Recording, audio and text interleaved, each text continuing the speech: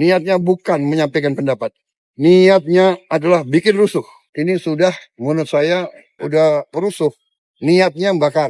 Diketemukan ya truk isinya alat-alat untuk membakar. Dan kita lihat di banyak tempat, gedung TBR, DPRD. Ini adalah instansi negara yang menjalankan kedaulatan negara. Alat demokrasi dibakar. Niatnya bukan menyampaikan pendapat. Niatnya adalah bikin rusuh. Niatnya adalah mengganggu kehidupan rakyat. Niatnya adalah menghancurkan upaya pembangunan nasional untuk menghilangkan kemiskinan. Tapi ada sekelompok orang ini yang kita lihat itu terencana ini.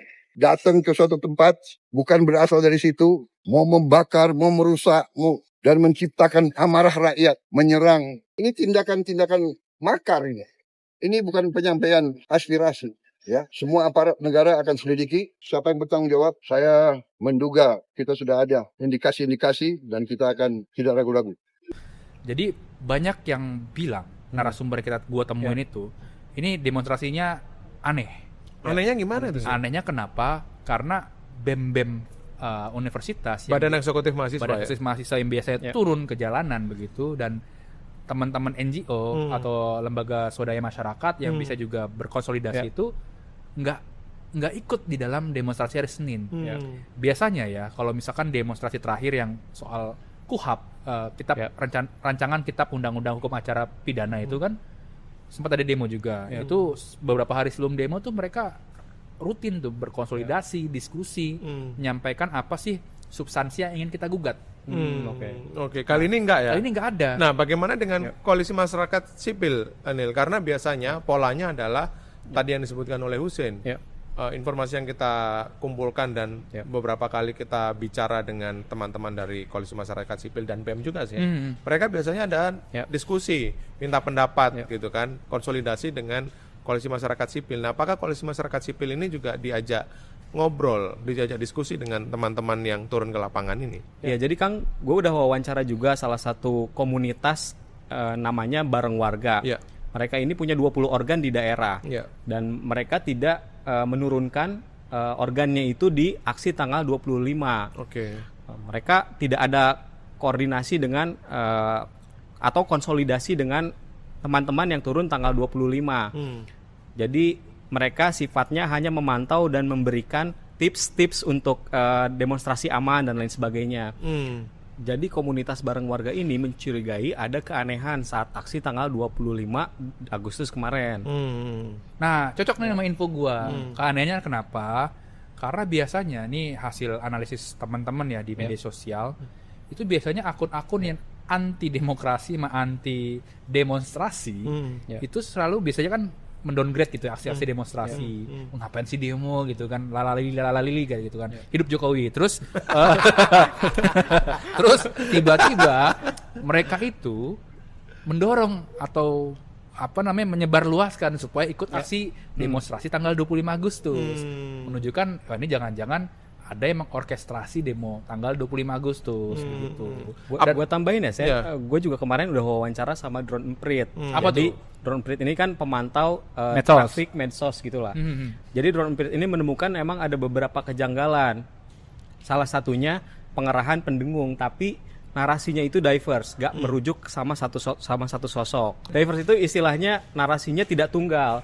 Jadi cukup sulit juga memetakan apakah ada yang bermain atau tidak dalam aksi tanggal 25 Agustus tersebut.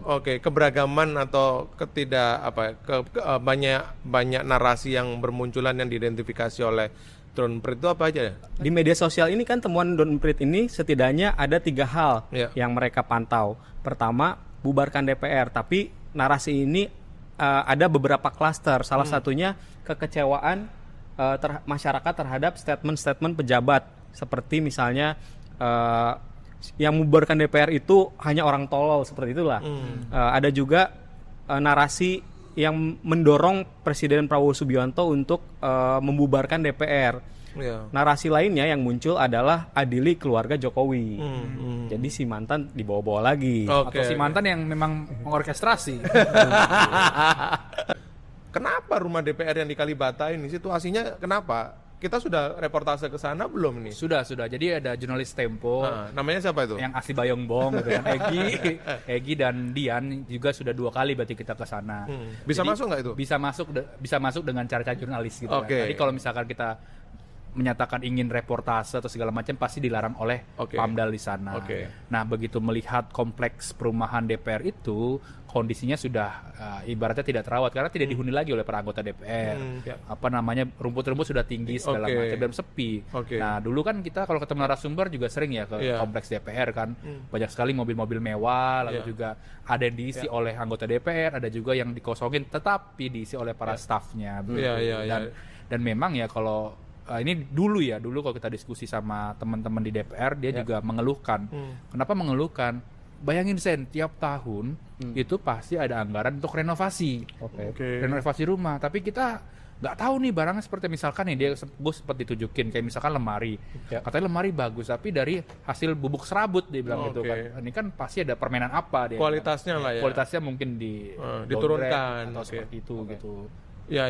Dan memang gue juga sering juga main Nil ke kompleks anggota DPR ya, kompleks tempat tinggal anggota DPR di Kalibata sebelum kosong seperti sekarang. Selain tadi yang sudah disebutkan oleh dan diceritakan oleh Husein bahwa rumahnya tidak ditinggali, ya ada sih anggota DPR yang bertempat tinggal atau memilih tempat tinggal di sana, tapi sebagian besar itu ditempati oleh staf khusus atau tenaga ahli ya kan, yang mereka pilih atau memilih untuk bertempat tinggal di sana. Dan bagi mereka yang atau anggota DPR yang memilih untuk bertinggal atau bermukim di sana gitu kan, karena tetangga kanan kirinya kosong Sen, jadi ada yang 2 rumah jadi 1 rumah gitu kan. Jadi waduh, sebelah gue kosong nih, akhirnya dipakai juga. Apalagi kalau politikus atau anggota DPR-nya nih punya posisi yang lumayan tinggi. Sudah dewa-dewa ya, dewa-dewa partai ya. Dewa partai. Nah itu biasanya ada pakai beberapa unit rumah gitu, karena mereka memang sebelah kanan kirinya kosong. Dan pernah kita tanya juga kan, ini lu gimana nih ngebongkar gini biaya sendiri katanya. Halo teman-teman, berjumpa bersama saya di Politik Dangi. Luar biasa sekali bagaimana Tempo, jurnalis Tempo membongkar ya apa sih yang sebenarnya di demo. Ya, selama ini kalau kita melihat bagaimana negara kita teman-teman sangat kacau ya, karena demonstrasi ya, yang meluas kemana-mana teman-teman. Dan kalau kita melihat bukan hanya di Jakarta, melainkan di daerah-daerah lain. Nah, anarkisme ini terjadi kalau kita melihat ya, pembakaran gedung, dan ini membuat kerugian juga sebenarnya bagi masyarakat. Sebenarnya kalau esensinya dari demo ya kita menyuarakan pendapat, menyuarakan apa yang perlu kita sampaikan kepada pejabat ya. Nah, kalau ke arah kriminal ya ini sudah bukan demo yang sehat lagi teman-teman.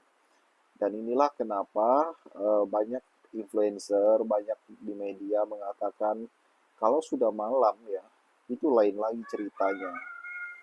Dan itulah kenapa kita prihatin atas kejadian-kejadian yang seperti itu.